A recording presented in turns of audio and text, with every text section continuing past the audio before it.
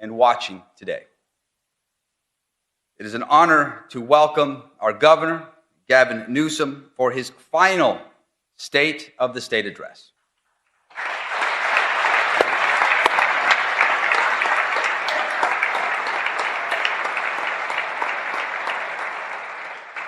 So, Governor, your bold, trailblazing leadership has strengthened opportunity, and it's helped shape California's future for generations to come. On behalf of everyone gathered in this chamber today, we extend our sincere gratitude.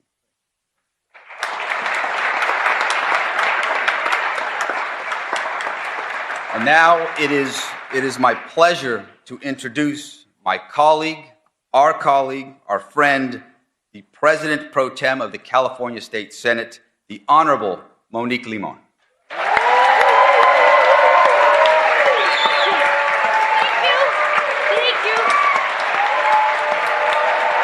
Thank you.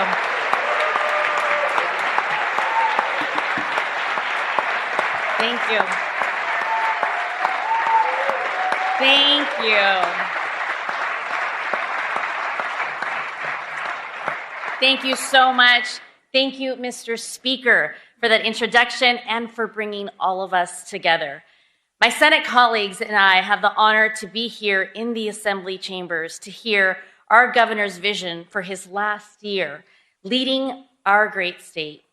The Senate stands ready to work in partnership with the Assembly and our governor to advance the lives of almost 40 million Californians who call this great state home.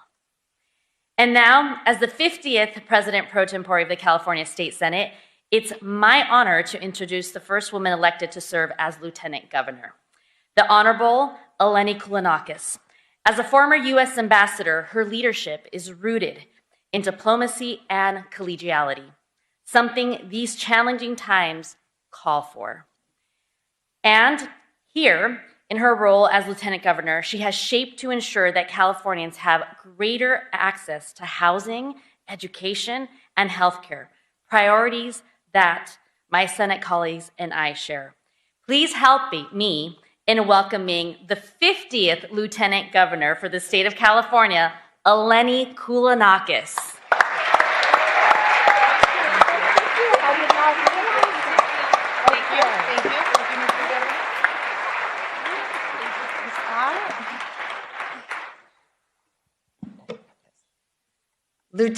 Mr. Speaker, Madam Pro Tem, members of the California Legislature, and all the guests with us today. 7 years ago, I stood in this chamber to introduce Governor Gavin Newsom for his first State of the State address.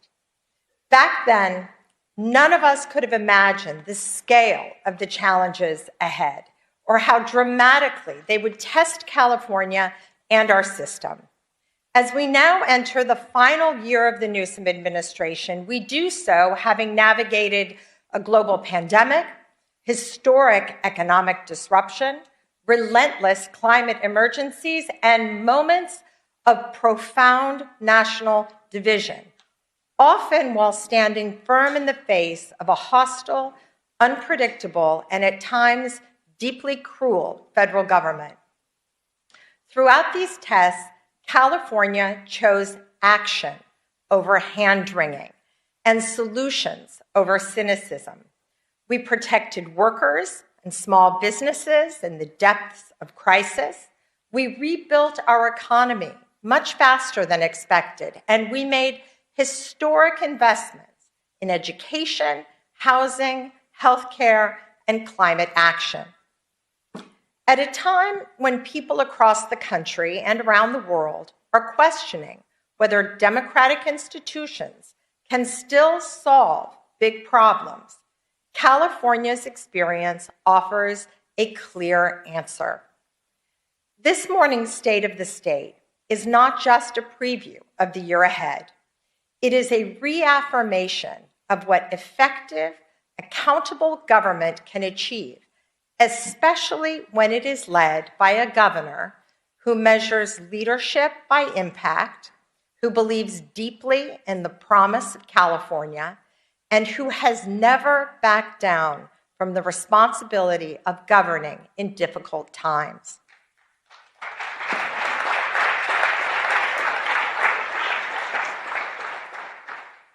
Governor, I'd like to also take this opportunity to thank you for the partnership you created between us and our offices. It is a rare accomplishment. And I am especially grateful for the trust you placed in me to serve as your representative for international affairs and trade.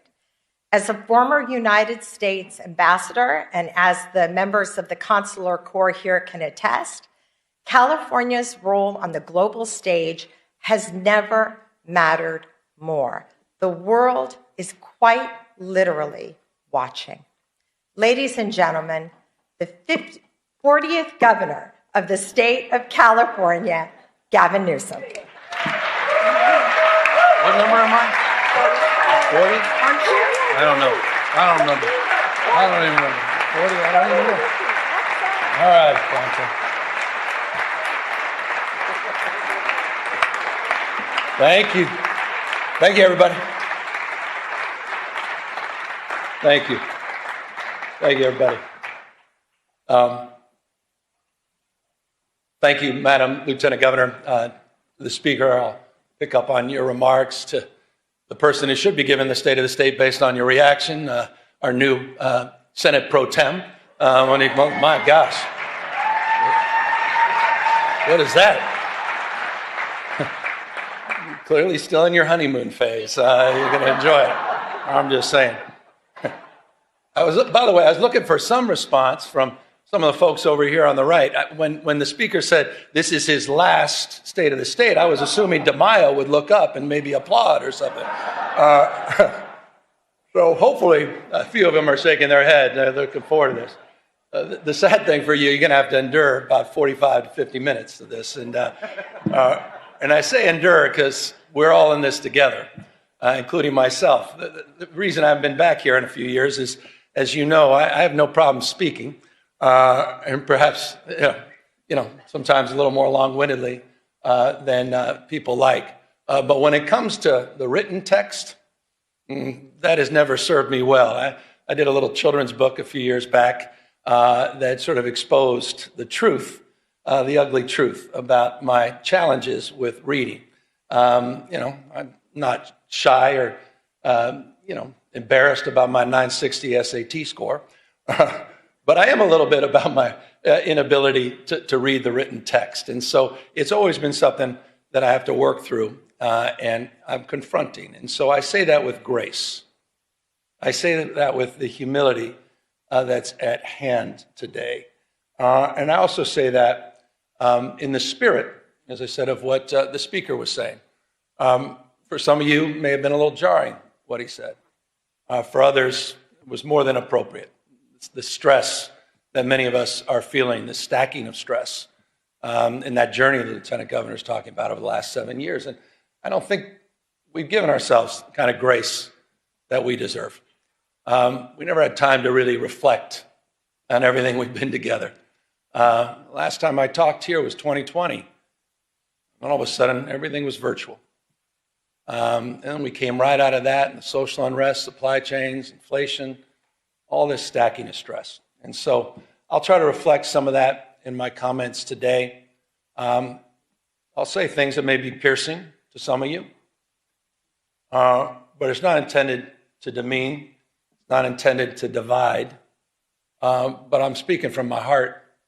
I'm saying what I think, again, with the grace and humility to know that I am constantly a work in progress. I'm learning on this job, 7+ years in, learning every single day, and proud in closing as I jump into the speech of all of you and all that I've learned from each and every one of you, each and every one of you, regardless of your politics, regardless of your faith, regardless of where you live and who you voted for. I just want to express gratitude to every single person in this chamber, every single person that shaped who we are today and what this state represents, not just today, but tomorrow. But first, I appreciate it.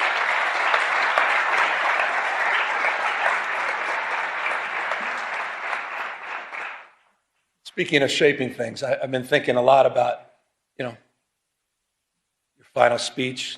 Think about your life. Think about your journey. Think about the things that shaped you. And I'll begin a little bit with that, about having spent nearly my entire life, now almost 6 decades, along the rivers of this remarkable state, from my youthful days on the upper American River with my dad to my time with my own children downriver, not too far from here. Those rivers that have shaped the story, not only my life, but shaped the story of California, a sense of place. From native people shaped by these rivers to men who extracted riches from their silt. The shout of Eureka, Eureka. When the madness began, fortunes were made, fortunes were lost, time over and over again. Farmers who worked the soils nourished by those rivers, settlements that turned into towns, towns that turned into thriving American port cities, industries in our state flourished. Through 2 world wars, a Great Depression, and social upheaval, booms and busts, California endured. California thrived. And the rivers, they kept flowing.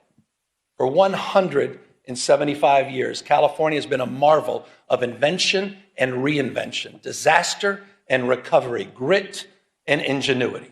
We've found ways to build the future over and over. But today, that spirit is being tested. We face an assault on our values unlike anything I've seen in my lifetime.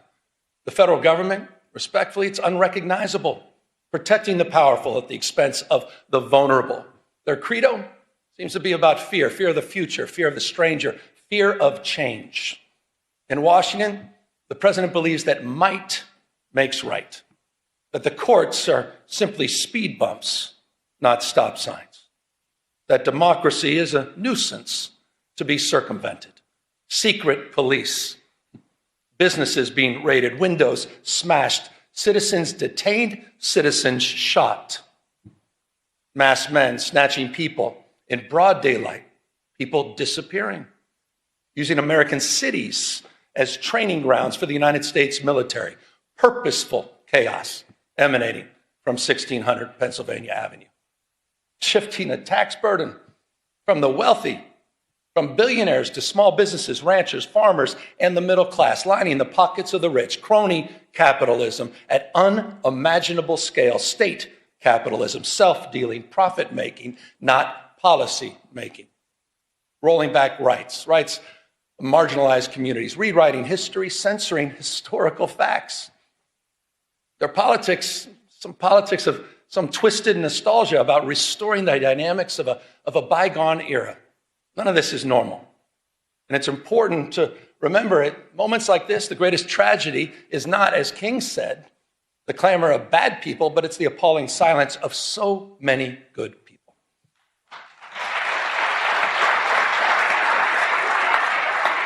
Not normal. But in California, we're not silent. You're not silent. You're not hunkering down. We're not retreating. We're a beacon.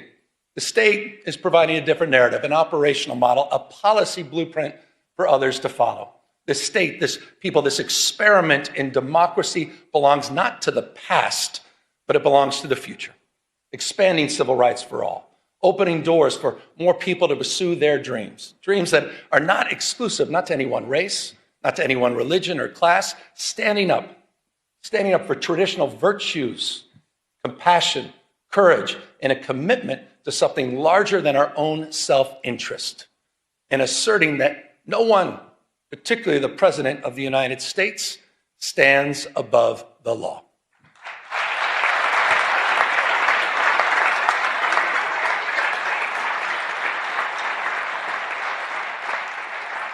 We've gone to court. We've gone to court. We've gone to court to protect our people, pushing back against this executive overreach. 52 lawsuits have been filed, funded by you, by the way, in the special session that all of you led. And as a consequence, point of pride for our Attorney General, as a consequence,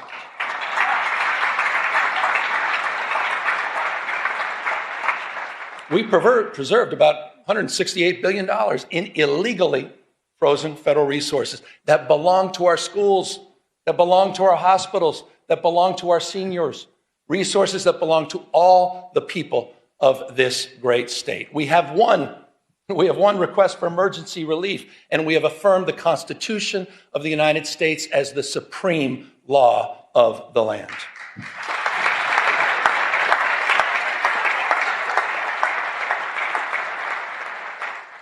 I say this with respect, but mindful. But Mr. President, you can't cut off critical food assistance for millions of people. You can't send the military into American cities without justification. And you cannot cruelly and illegally cut off funding for medical research, homeland security, or disaster response. That is wrong. That is wrong. And you have all stood up. You have all stood up. Our Attorney General has stood up. Our Speaker has stood up. Our Pro Tem has stood up. All of you, on behalf of all people in our state. Proud of that. You should be proud of that.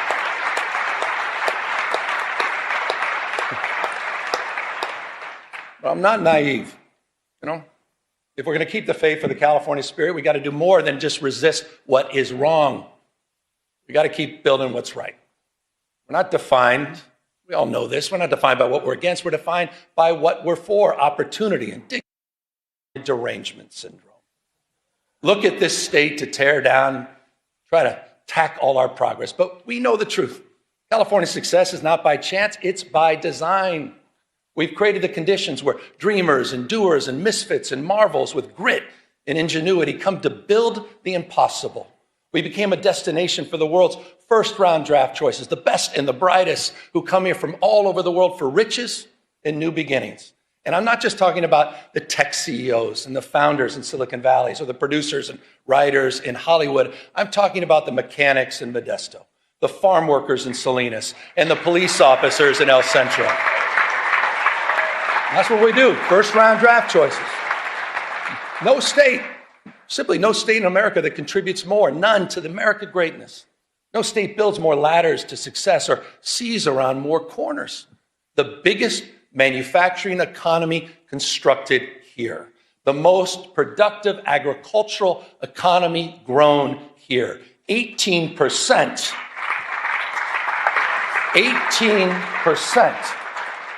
18% of the world's R&D invested right here in California. 1/2 of America's unicorn companies, those companies valued over $1 billion, 1/2 are in the great state of California. And get this, the happiest cities, right here in California, you know who you are. Fremont, San Jose, Irvine, San Francisco, and San Diego, consistently the most happiest places on earth. In your state, I think that matters.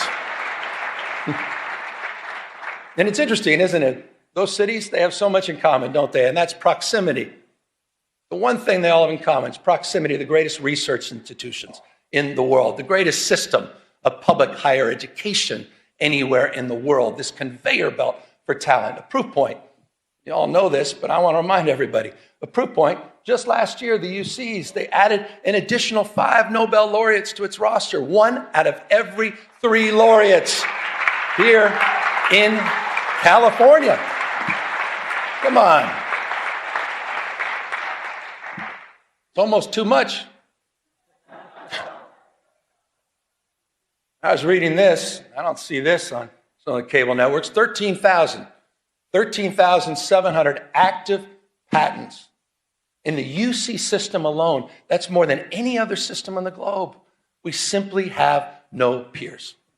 And this, again, I said it earlier, it's not by chance, it's by design. You've nurtured these steps, big and small. They've emanated from these chambers. You have kept the state stable. You've kept it reliable because you've invested in the California dream. Just last year, building that framework, we worked together to unveil the first concrete economic development blueprint in California's history. It wasn't top down, it's bottom up. It's region by region. Some 10,000 people, remarkable number, participated in the development of this plan. We call it Jobs First. 13 economic and workforce development plans aligned to the universities, aligned to our trade schools. It's a plan that reconciles the macroeconomic story of the world's fourth largest economy, $4+ trillion a year, with the microeconomic reality of 40 million people living here. It's an economic plan that's nourishing. It's an economic plan that's family supporting. For the Central San Joaquin, that means jobs in manufacturing and clean energy, and of course, agriculture. For the Redwood region, it's jobs in tourism and health and forestry and fisheries. For San Diego and Imperial counties, new jobs in high tech, biotech, advanced manufacturing, and hospitality. For the Central Coast, new jobs in aerospace, defense, semiconductors, quantum, and ag tech. We're doing all of this in conjunction, by the way, with our wildly successful CalCompetes tax credit program that's helping businesses hire more Californians, expanding innovation all across our state. Proof points: aerospace engineering in Torrance, beneficial. Hydrogen fuel cell manufacturing in Lancaster. Fusion R&D in San Leandro. And in Kern County, this is interesting, in Kern County, Mojave, it's the first steel mill built in California in half a century. That's interesting. By the way, and I'm going to get to the budget in a second, but this is a little bit of a preview. By the way, I'll be requesting all of you, with your indulgence, in tomorrow's budget, that we reauthorize. I'll be asking that you reauthorize our tax credit program for an additional 5 years. It is working. You know what else is working? Speaking of tax credits, ever since that first moving image was taken of a horse, some of you may recall this, a horse named Sally in Palo Alto, to the early silent film studios in Fremont in Los Angeles, Hollywood has been one of California's, been perhaps the most California of industries. And that's why we're proud we worked together last year to double down on our film and tax credit programs, and not only keep our iconic industry here, but all the unionized camera operators, stunt performers, wardrobe, and set designers.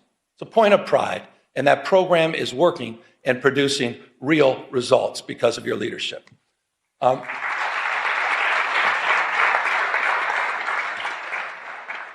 as we support our proud past, we also need to make investments in our economic future. We're defining the next decade and beyond through robotics and fusion and space and quantum and artificial intelligence. And speaking of which, I understand it goes without saying that no technology holds more promise, also and more peril to jobs, our economy, to our way of life than artificial intelligence. Bottom line is the tech genie's out of the bottle. So the question is not whether change is happening, it is. The question is, what values will guide us into this new frontier?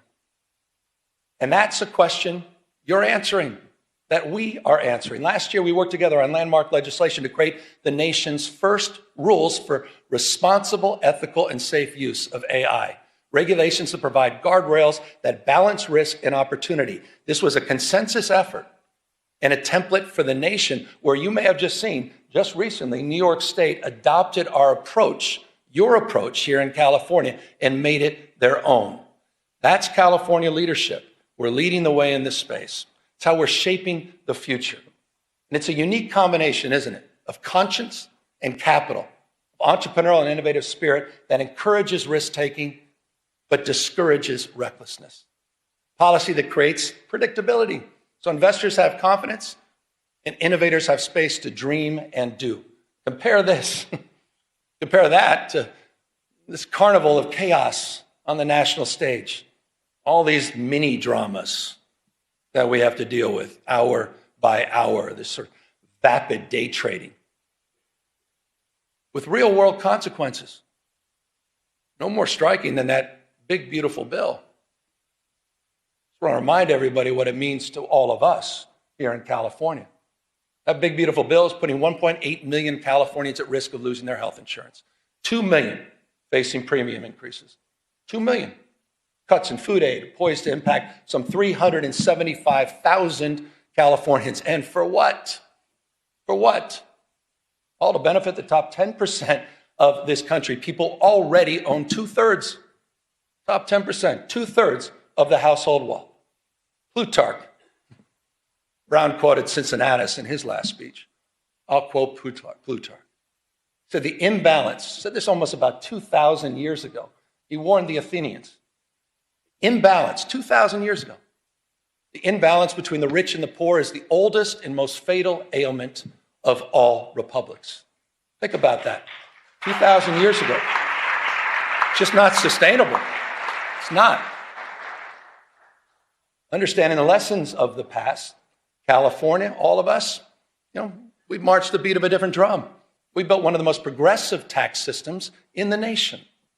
One that asked high-income residents to pay a little bit more without punishing those that are making a little bit less. Think about this, and I hope folks over here think about this. There are 11 states in the United States of America that tax their middle wage earners more than the state of California. There are 16 states in the United States of America that tax their low wage earners more than California taxes its high wage earners. So the question to all of you, who are the high tax states? Just consider Texas. Just consider Florida, the two most regressive tax states in America. They're hammering their low income earners. They're hammering them more than their wealthiest. Who are the high tax states? California stands for fairness. And by the way, it's not just in our tax code and our tax policy in more ways than one. And that's why I was proud. I was proud to work with all of you last year, proud to work with the legislature to raise the minimum wage for fast food workers in this state to $20 an hour. And also, that's a point of pride. And how about those healthcare workers? The highest minimum wage in the United States of America, working with you at $25 an hour. But there's some of you probably thinking, no, well, that's just too bad. We should be like Alabama, maybe South Carolina, maybe like Tennessee. 20 states now across this country that keep their minimum wage at $7.25 an hour. Come on. Hasn't been raised in nearly 2 decades, the federal minimum wage. Try to pay rent, try to raise a family, try to pay for an education on $7.25 an hour. Comes down to a simple question, doesn't it? Who do you stand for? Who do you stand for? Do you stand for the rich and the powerful, the most well-connected? Or do you stand for bus drivers and janitors? Do you stand there with special education teachers that are working overtime to support and raise their families? Who do you stand for? Who do you represent? It's reflected in our values. I mean it. We have to answer that question. The good news is you're answering that question. Point of pride.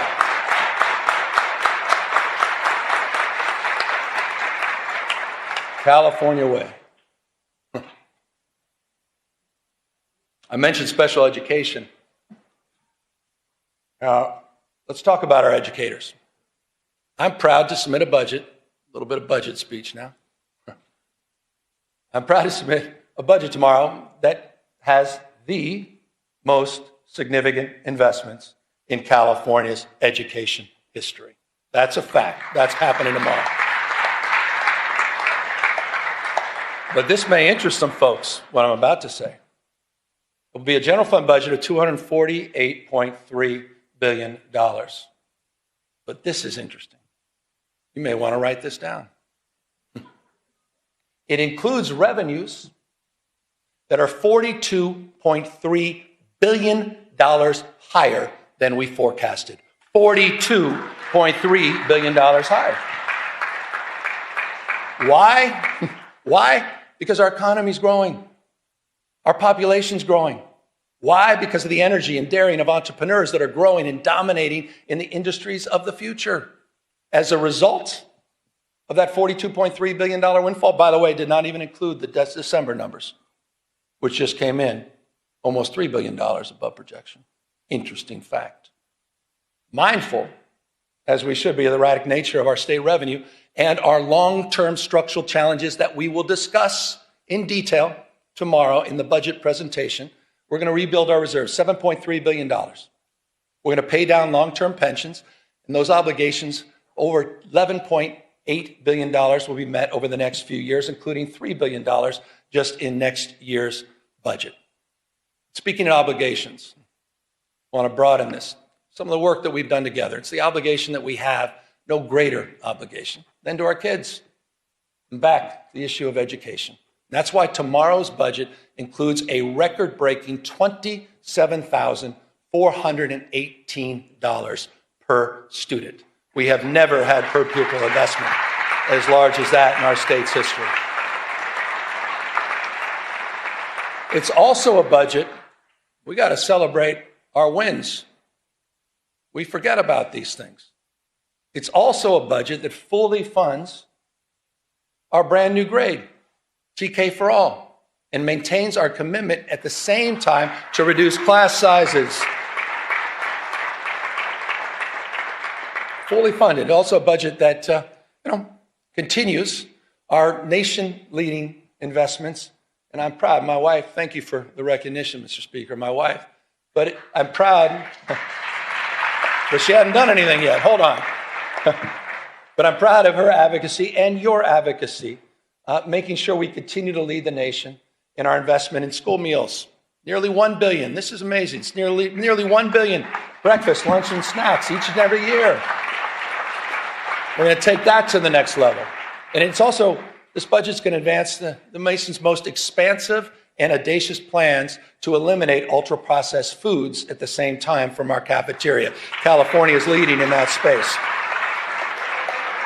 Now, I say we're leading in that space, but you may have seen the space in that morning paper. You may have seen the space on cable networks, or Donald Trump just announced a couple days ago that he will illegally be cutting all federal funding for TANF and childcare in, curiously, just 5 blue states in America, including California. Just think about that as a value proposition. I'm glad no one applauded that. How the hell can you applaud that? These are cuts that are going to throw parents right in total disarray, forcing them to choose between going to work or taking care of their children. And it'll also be cuts that put at risk, Madam Pro Tem understands this, the most significant expansions of childcare in the United States of America that are happening right here in California. Here's the number. Our investments support close to 500,000 children. 487,000 children are supported through our healthcare expansions in this state, saving families thousands and thousands of dollars a year. That is a point of pride, and it's a point of privilege to acknowledge the leadership of the Women's Caucus, our new pro tem, and many of you for helping make that happen. It's also a point of contrast with the current administration. Child care is economic development. I'm surprised not everybody's stepping up on that one.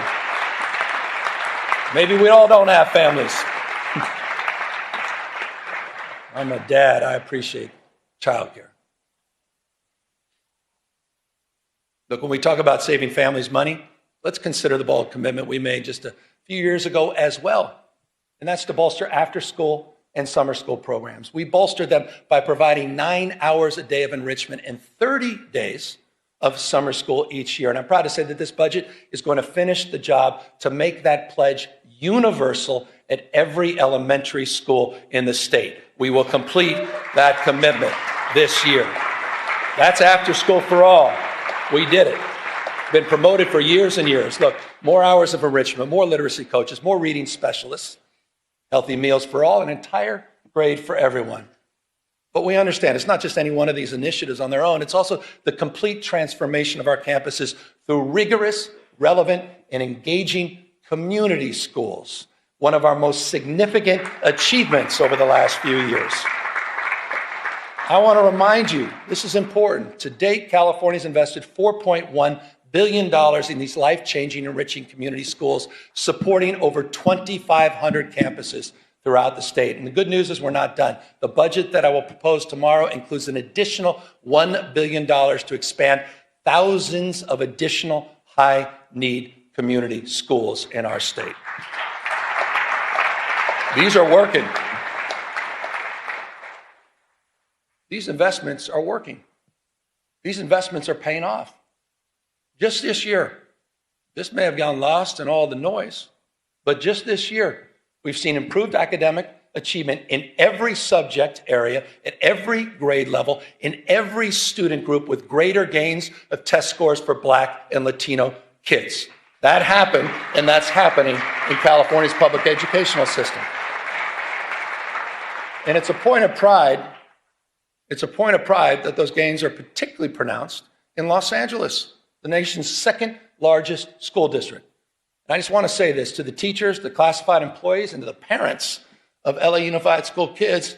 You should be very proud of your progress you're making, particularly proud of your leader who's here, the Superintendent of Public Education, Alberto Cavallo, who's here with us today, who's just been doing a remarkable job. Alberto, I appreciate you coming all the way up from Los Angeles.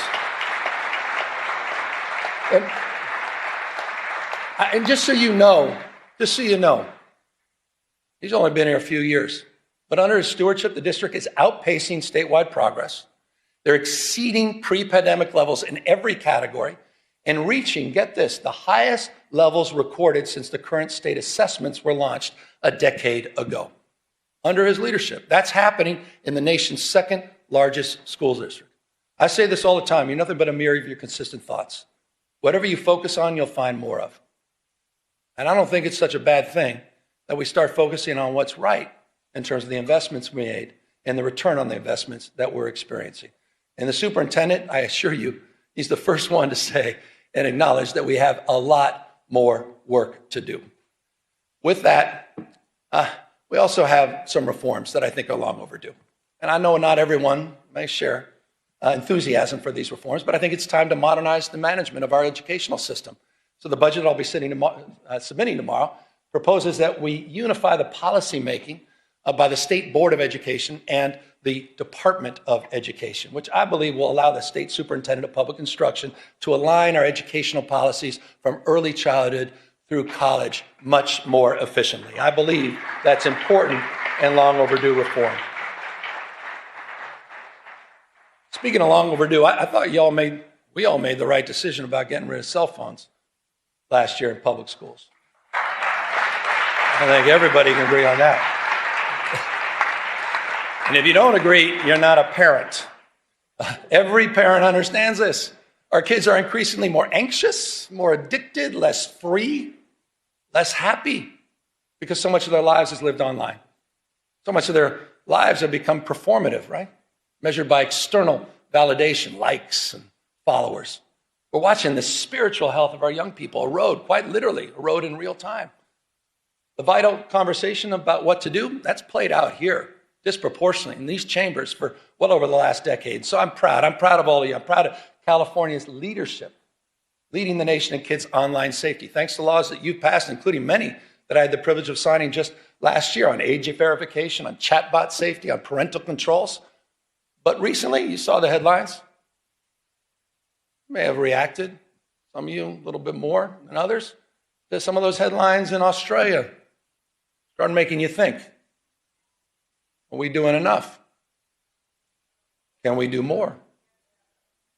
And so the consequences of getting it wrong, you all understand, it's too apparent. Depression, social isolation, some cases, even marginal radicalization, if you think I'm overstating it. What's going on with our young men? What's going on with our boys? Not just online, but also offline. And forgive me for this.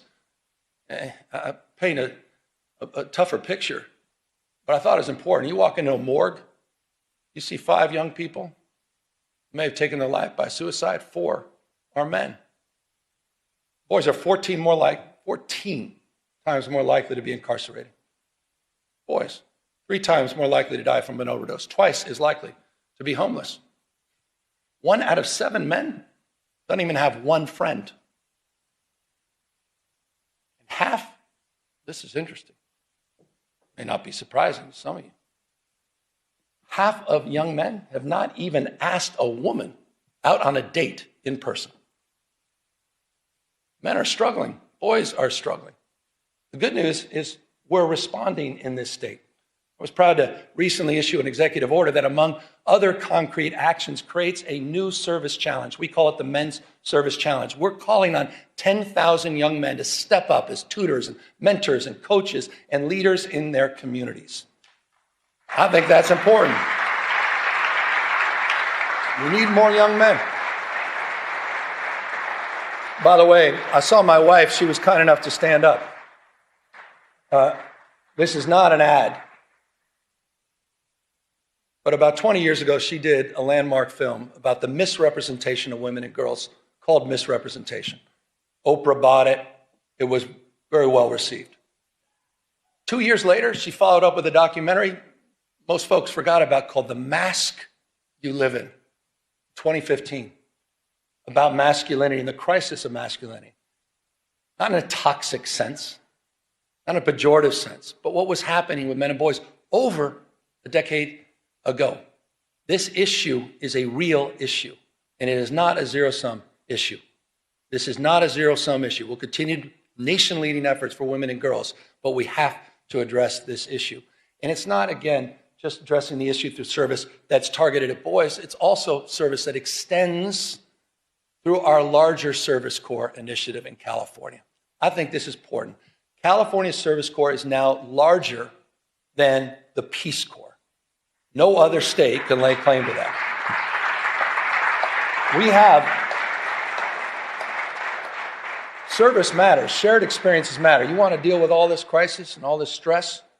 Shared experiences. No one's asking who you voted for. No one asks you where you live. Shared experiences.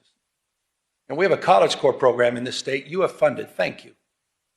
The College Corps program, unlike anything else in the United States, over 3,500 students are earning up to $10,000 to reduce their cost of education. And what we ask for in return is 450 hours of service. Service. I'm a Sarge Shriver guy. Service, he said, is the heart and soul of what binds us together. Helping personal character, helping with friendships, as well as helping with careers. And on the career front, I also want to highlight something that you funded. I want to highlight the progress you've made. I want to thank you for the commitment. We created the state's first master plan for career education. It was a 3-year process. We just recently completed it. It creates these seamless, debt-free pathways from school to high-paying jobs with or without college experience. We're integrating new training, strengthening these regional partnerships, and building a new career digital passport so people can track their skills. We set a goal of 500,000 apprenticeships by 2029. Today, we have exceeded that goal. Over 600,000 earn and learn opportunities, more than any other place in the country, have been funded by all of you in this chambers. That is a big accomplishment. No other state can lay claim to that. Apprenticeships matter. And these are folks in the skilled trades, right? These are the electricians and the laborers and the carpenters. And by the way, they're already at work strengthening and building the physical foundations of our state. Right now, in the state of California, we are building more infrastructure projects than at any other time since Governor Pat Brown. That is a fact. It's a fact. And by the way, we've got a website called build.ca.gov. And you'll see when you go to that website, into your districts, into your community, you'll see the progress. $109 billion currently underway, more than 28,000 separate projects supporting over 200,000+ jobs to strengthen this state. Environmental restoration, energy projects, roads, bridges, water, power, rail, ports, broadband, which are getting done for rural communities. Sites Reservoir, the first above-ground water storage in half a century, as well as the world's largest battery and solar storage project, 2,300+ megawatts in Fresno County, all moving forward, but also moving forward under California's new fast-track permitting authority that you authorized 2 years ago. Getting it done and getting it done faster.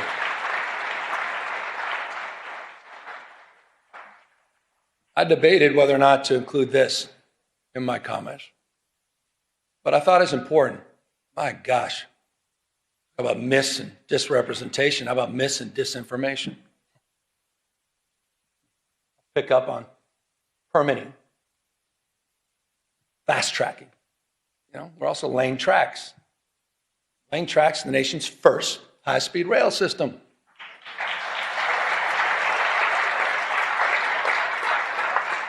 You want to do well in the future, you got to invest in the future. We want a 21st century transportation network. Full environmental clearance is done. We built over 50 major structures. More than 60 miles of guideway have been completed, ready for immediate track lane in the Central Valley. 2,270 parcels and right-of-way have been procured. Full electrification. Ask the folks in the Bay Area, they understand this. Full electrification of 51 miles of tracks for Caltrans, which is allowing people to move more quickly and more efficiently. We're connecting some of the fastest growing places in our state, and I'm proud of this. I'm proud of Fresno. I'm proud of Madera. I'm proud of Bakersfield.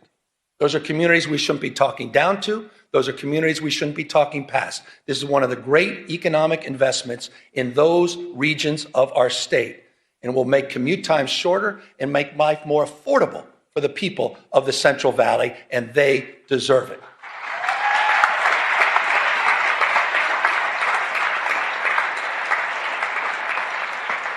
By the way, affordability, it's not a word we just discovered. Certainly not a hoax. So just briefly, here's the way we think about it. I think the way most of us think about it, it's not just one issue. It's a stacking of many, many issues on top of each other. But the one issue that impacts more things in more ways on more days, pretty self-evident, cost of housing. It's really California's original sin. For decades, it's true. For decades and decades, the California housing reforms have been sort of notable for delay, often even denial. That said, a few years back, we got to work. In 2019, we passed the strongest statewide renter protections in the United States of America. We did that together. In the past few years, we have enshrined the most consequential housing reforms in our state's history. Just last year alone, and I'd have to name check about 20 of you. Scott Buffy among many, but I'd probably lead with those two. I was proud to sign 61 housing reform bills, clearing away regulatory thickets, forcing local governments, often resistance, to get in the game, and modernizing our environmental review. But we obviously have more work to do, and this year, I hope we can work together, legislature, to focus on the cost of construction, focusing on utilizing new building methods and new technology that are worker-centered reforms that must bring our brothers and sisters in labor along with us. We have that opportunity this year. Build on that. There's another area that also requires our I think, urgent attention, and that's the institutional investors that are snatching up homes by the hundreds and thousands at a time. These investors are crushing the dream of home ownership and forcing rents too damn high for everybody else.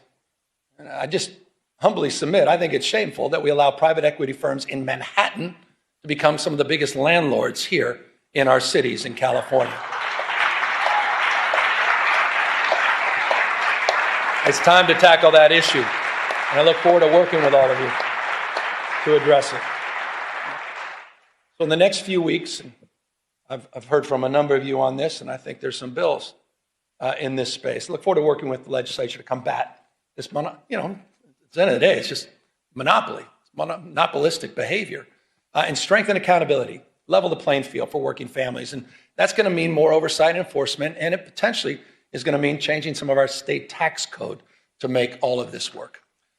Look, Malia liked the word tax. Housing is just one component. Housing is one component on this stack of affordability challenges that we face. And that's why our stack of solutions has included more than tripling the earned income tax credit in this state and providing some $7.6 billion back into the pockets of people since 2019. We've created the Young Child Tax Credit, the Foster Youth Tax Credit, new programs that we created together. And I'll remind you, we increased paid sick leave and paid family leave, allowing eligible workers, this is important, just went into effect, to receive up to 90% of their wages while they're raising and supporting their families. Few states in America are doing that. Through all of these programs, through all of these targeted tax credits, these rebates and program expansions, the average California family now saves $18,000. Not insignificant, $18,000. But I also am mindful and recognize that the new cost of eggs is now your energy bill. The number one driver, by the way, number one driver of your increased energy bills over the last decade has been the cost of hardening our infrastructure and other wildfire-related costs. Respectfully, significantly, not exclusively driven by climate change. That's why I was proud to work with all of you to extend our nation-leading Cap and Invest program for another 2 decades. But when we did this, we were mindful of this crisis as it relates to utility bills. And we provided in that extension close to $60 billion in rebates for your monthly energy bills. This legislature did that. That is a meaningful accomplishment to address the issue of affordability. We also worked across our differences, finally, after years and years, to come up with a new energy market, a regional energy market that will also increase reliability at the same time it lowers energy bills. By the way, one of the things that's not high, interestingly, unsurprisingly in California, is our uninsured rate. 6.4%, it's among the nation's lowest. In addition to our healthcare expansion, no other state has done more in that space. We also subsidize some 370,000 people to help bring down the cost of their health insurance through Covered California. But respectfully, it's not good enough just to subsidize healthcare costs. We need to lower them fundamentally. And we're doing just that, working together through our CalRx program. We launched our own generic drug label. Just last week, we released and launched a insulin pen at just $11. No other state can lay claim to that. It is now available to Californians. By the way, it's just like we did with naloxone last year and other life-saving drugs. So it's in that spirit that we focused on reforms, including in our mental health and homeless space. And I want to just acknowledge, when I got here, we had no homeless plan, we had no housing plan, we had no mental health plan, there's no accountability. There was little investment.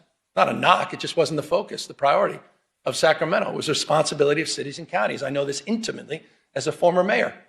When I was mayor, I never thought about calling Arnold Schwarzenegger and say, what the hell are you doing on homelessness? Wasn't even in my consciousness. It was responsibility exclusively of cities and counties. That has fundamentally changed. We crafted new statewide programs. Just think about this. Don't forget about it. You funded Home Key.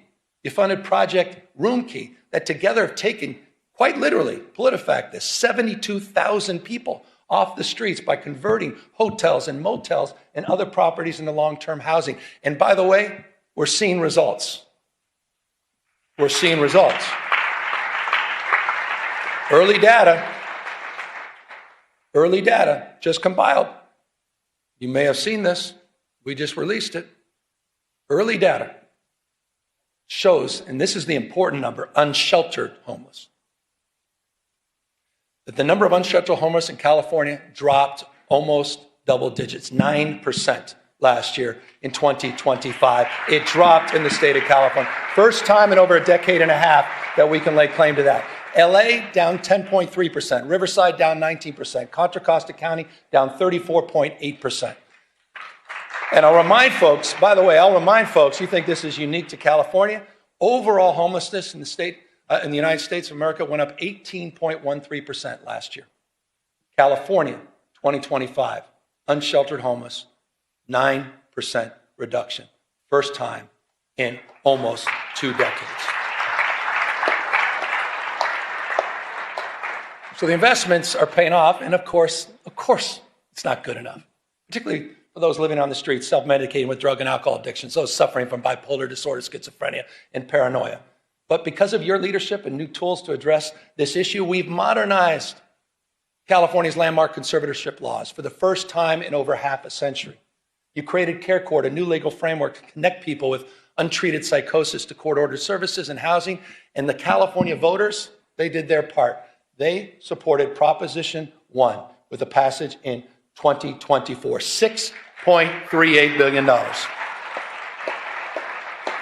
Here's a brief update for folks that just think this is all going to go away on its own and we don't have to make investments. In just 18 months, since the voters approved that program, we've already approved 70% of the new treatment beds and slots that were promised under Prop 1. It's the fastest distribution of bond money in California's history. The fastest. 4,000, here's a numeric, 4,236 new locked and unlocked mental health beds, 18,875 new outpatient beds. It's a big deal. And on July 1st, in just a matter of months, this year, we'll implement the second phase of Proposition 1 by redirecting $1 billion a year in annual mental health funding for housing and treatment for people living on the streets, providing counties what they've been asking for, $1 billion predictable every year. So I say this with love and respect to the counties. No more excuses. It's time to bring people off the streets and out of encampments and into housing and treatment. No more excuses. You've done your job, members of the legislature. We have. No more. State vision is realized locally. Localism is determinative. Just is. Period. That doesn't mean our hands are clean. No one's naive about that. And that's why just since 2021, the state has removed, with your support, some 19,000 encampments. And we've worked with providers all across the state to get over 61,000 people out of those encampments and into services. We're seeing results, making streets safer for everyone, fully recognizing that quality of life is at the core of so much of the frustration people feel about our state. And when it comes to quality of life, when it comes to public safety specifically, let's talk about the facts. For the first time in California's history, you stepped up, did something we've never done in the past. You provided grants to police departments, prosecutors, to combat organized crime, retail theft, and hold criminals accountable. You provided $267 million to 55 local law enforcement agencies. We deployed crime suppression teams. We deployed them in Bakersfield. We deployed them in San Francisco. We deployed them in San Bernardino, in Oakland, and recently, because of the tragedy, the shooting in Stockton, we deployed them there. We're supporting local law enforcement. We're also supporting, with the help of the California Highway Patrol, a force that's been bolstered by the addition of 1,000 new officers. And here are the results. Here are the results. We have seen double-digit decreases in crime overall in the state of California. Property crime. Property crime down, aggravated assault down, car theft down, burglary down, robbery down, violent crime down. California cities are seeing record low homicide rates. Oakland, the lowest homicide rates since 1967. LA, the lowest since 1966. My old town, San Francisco, they're going to have to update their talking points, aren't they? My old town, San Francisco, the lowest homicide rates since 1954. 1954. Okay. Again, we got more work to do, but to those with that California derangement syndrome, I'll repeat, it's time to update your talking points.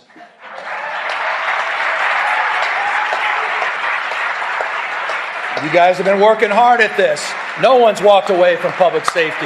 You guys have been leaning into public safety. We didn't turn a blind eye to this. We invested in it. We did the hard work. We didn't sit by and moralize it. We didn't talk about it. We leaned in. You leaned in. And you're producing real results all throughout the state of California. Proud of that.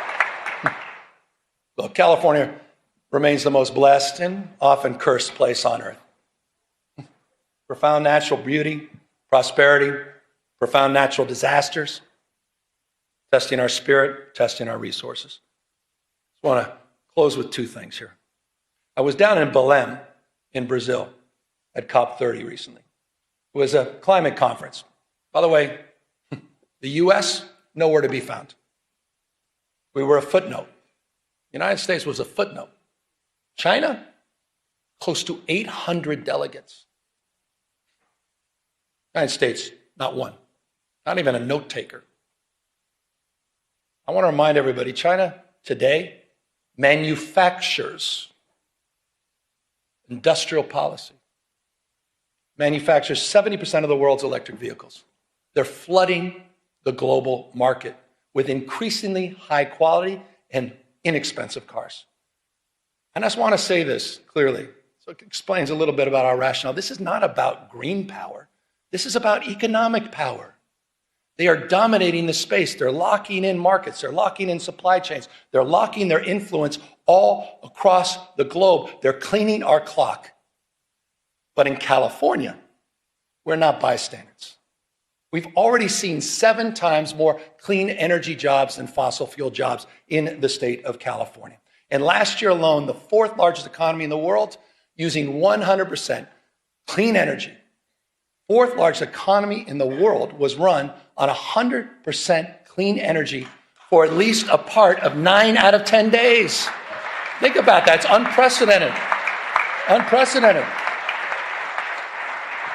Almost 9 out of 10 days. 2/3 today, 2/3 of our energy comes from clean sources. Solar, hydro, comes from wind, and geothermal comes from nuclear power. And just last year, California finally ended its use of any coal-fired power. None. We're in the how business. We're proud to be in the how business, and we understand something that increasingly people are starting to understand, at least people that are open to argument, interested in evidence. That climate risk is financial risk.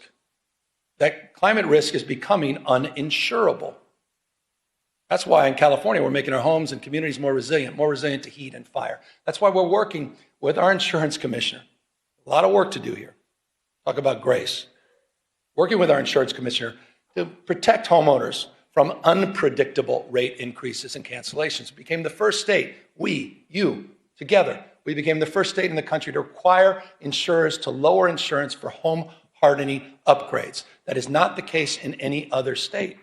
And in the last few months, this is important, in the last few months, 6 insurance companies announced their commitment to remain in or expand coverage here in California. Again, a lot more work to do. That was important. That was an important milestone. You saw it, Farmers and Mercury and some of the AAA affiliates. Important milestone. We have more work to do. Fully implement the commitments we laid out in the sustainable insurance strategy, and more work to do to hold insurance companies accountable for meeting their obligation to insure in high-risk areas throughout the state of California.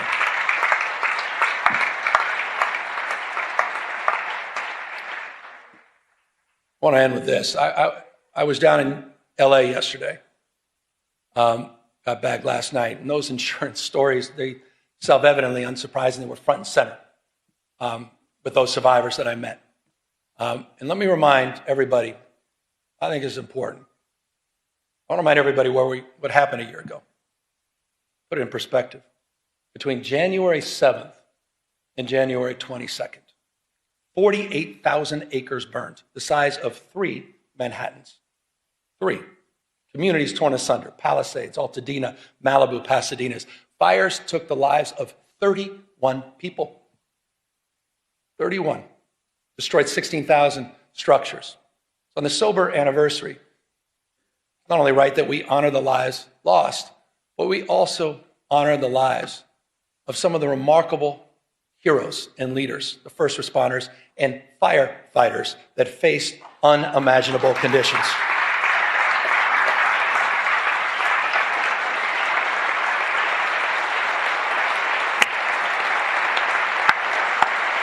Some of you were there.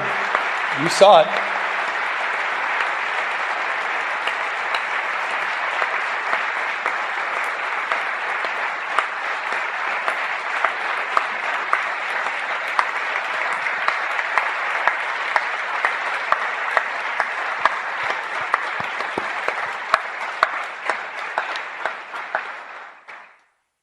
$16,000 at peak, 16,000 personnel working in the arena. the theater fires, 16 plus large-scale fires. Remarkable. It was a firestorm, I'll remind you, in the middle of winter. Hurricane force winds attached to a fire. What they did, I don't need to say it, you just demonstrated, it was miraculous, it was heroic. They battled these impossible conditions in the wind and in the dark, flying dangerous night missions over the firestorm. CAL FIRE, as you saw a moment ago, is in the audience, but you know who else was up there? And thank you for applauding them, the community groups and the business owners, and most importantly, and can you just stand up? And I'd ask you all to stand up again. The survivors of the Eaton and Palisades fires. Would you all just stand up? And thank you for your courage. Thank you for your resiliency. Thank you for your strength. We haven't forgotten about you. We won't forget about you. We said we had your back, and we mean it. Thank you. Thank you.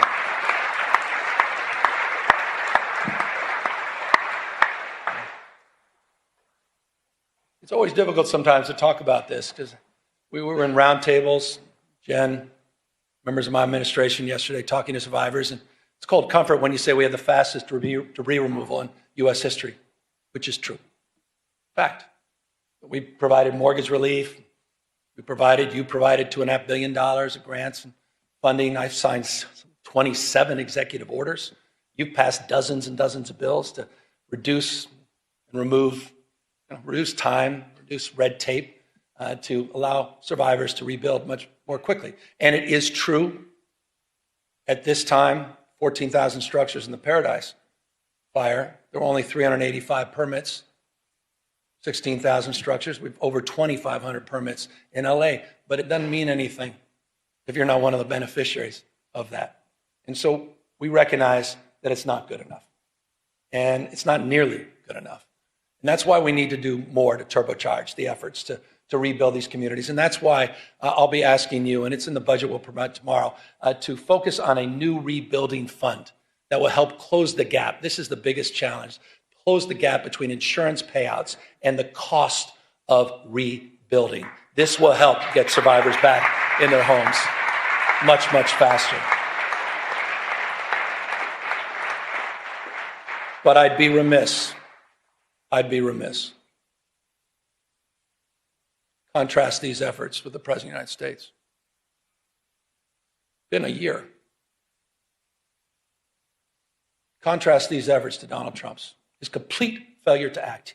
He's even refusing to send a disaster recovery request to Congress of $33.9 billion. By the way, that request supported by every member of the California delegation. Every Democrat, every Republican. We lost someone I thought was a wonderful human being, Doug LaMalfa. I was engaging with him on water policy just last week. Doug had our back. Doug was there in the first round.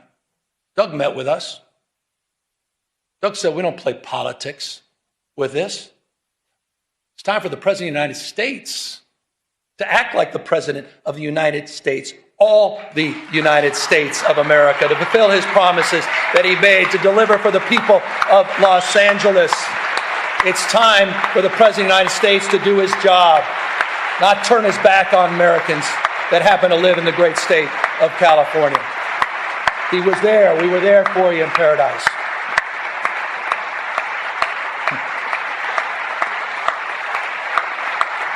The United States of America.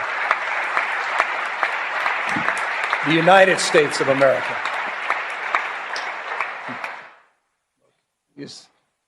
No doubt these are challenging times. It's not just because of the fires, not just because we get to the federalization of the National Guard or the assault on our democratic norms and institutions. And yet, I think it was one of our finest. Because hardship doesn't merely wound us, it reveals us. The story of California has never been a story of ease. It's a story of effort, strengthened by trial and enlarged by the people who refuse to give up on one another. We built something that is not perfect, not finished, but it's real, always moving forward, like the rivers that define our landscape. Our people themselves are unstoppable. We're home to more Americans than any other state. Culture, food, music, AI, biotech, quantum computing, agriculture, all happens here first. We don't run from change, we drive it. And we're proving that inclusive democracy works. We're proving that expanding human rights works. We're proving that legal immigration works. And we're proving that a progressive tax structure works. California's never been about perfection. We're about persistence, the courage of our convictions, and the strength to embody them. That's the California way. And it lights the path for the rest of the world. The work we do, the work you do, building a California where every person can see themselves is never ending. And so we continue on. Because years from now, we can tell our children we did not settle for the world as it was. We can say with pride, we built something worthy of them. We built the future. Thank you all very, very much. Thank you to this legislature for your remarkable leadership. Thank you.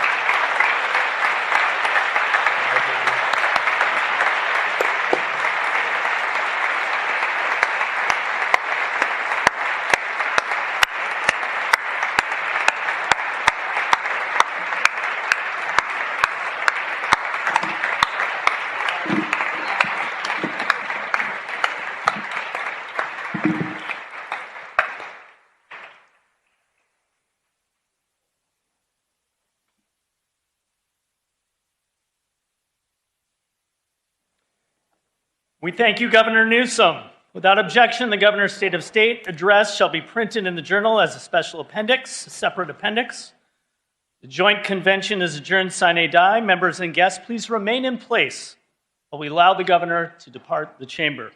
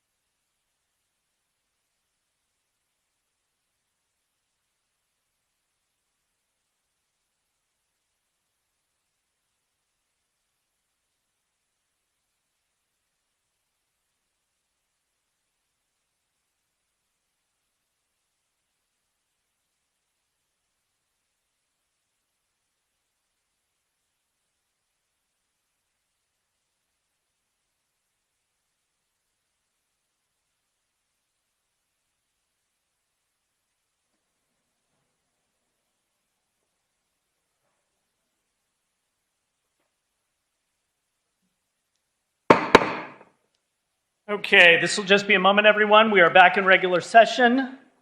Moving on to announcements, I'm ordering the Assembly desk to be held open for the introduction of the budget bill. Session schedule is as follows. Friday, January 9th, no floor session, no check-in session. Monday, January 12th, floor session at 1 p.m. Seeing and hearing no further business, I'm ready to entertain a motion to adjourn. Majority Leader Aguiar Curry moves.